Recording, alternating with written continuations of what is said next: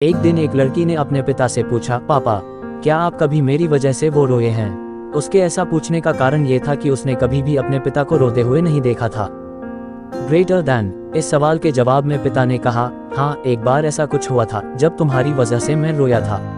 ये सुनकर लड़की उस बात को जानने के लिए उत्सुक हो गई कि आखिर वह क्या बात थी जिसने उसके पिता को रुला दिया था। इस उत्सुकता को शांत करने के लिए पिता वह किस्सा सुनाने लगा।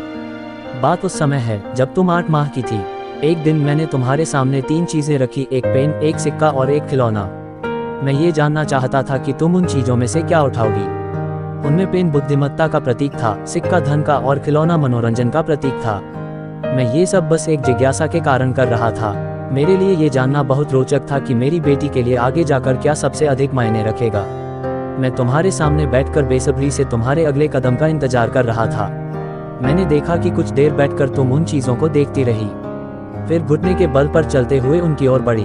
जब मैंने तुम्हें आगे बढ़ते हुए देखा तो मेरी धड़कनें मानो सी रुक गई। लेकिन अगले ही पल तुमने उन सभी चीजों को अपने हाथ से एक तरफ हटा दिया और आगे बढ़कर मेरी गोद में चली आई। बस यही वो पल था जब मेरा दिल भर आया था और तुम्हारी वजह से मैं रो पड़ा था। ये किस्सा सुनकर लड़की की आंखों में आंसू आ गए।